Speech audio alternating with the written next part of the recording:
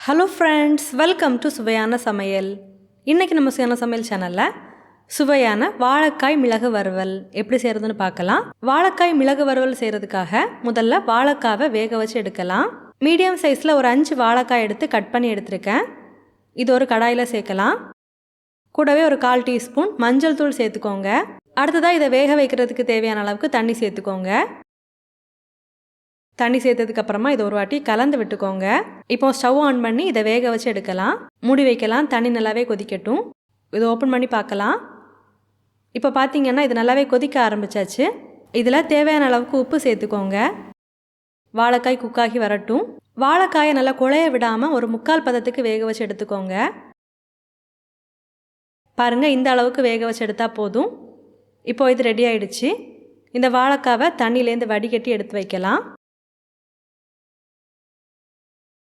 இப்போ இதுக்கு தேவையான மசாலாவை நம்ம ரெடி பண்ணலாம். ஒரு மிக்ஸி ஜாரில் 1/2 டீஸ்பூன் மிளகு சேர்க்கலாம். நீங்கள் உங்கள் காரத்துக்கு ஏற்ப சேர்த்துக்கோங்க.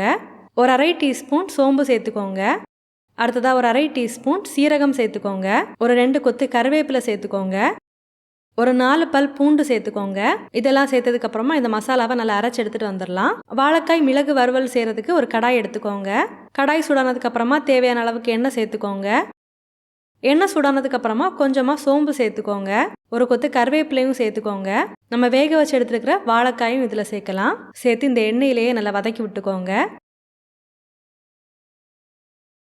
தேவையான அளவுக்கு உப்பு சேர்த்து வதக்கி விட்டுக்கோங்க.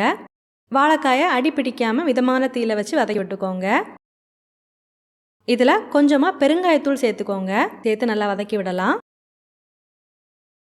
வாழைக்காயை எண்ணெயில் நல்லா வதக்கி விட்டதுக்கப்புறமா நம்ம ரெடி பண்ணி எடுத்துருக்கிற மசாலாவை இதில் சேர்த்து நல்லா வதக்கி விட்டுக்கோங்க.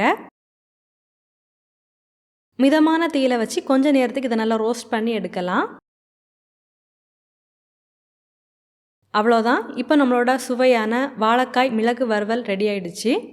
நீங்களும் இந்த மாதிரி செஞ்சு பாருங்கள். செஞ்சு பார்த்ததுக்கப்புறமா உங்கள் கமெண்ட்ஸை மறக்காமல் எங்களோட ஷேர் பண்ணுங்கள். இந்த வீடியோ உங்களுக்கு யூஸ்ஃபுல்லாக இருந்தது அப்படின்னா வீடியோவை லைக் பண்ணி உங்கள் நண்பர்களோட பகிர்ந்து கொள்ளுங்கள்.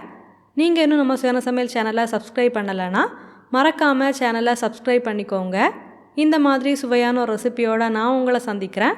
அது வரைக்கும் சுவையாக சமைங்க, சுவையாக சாப்பிடுங்க. நன்றி.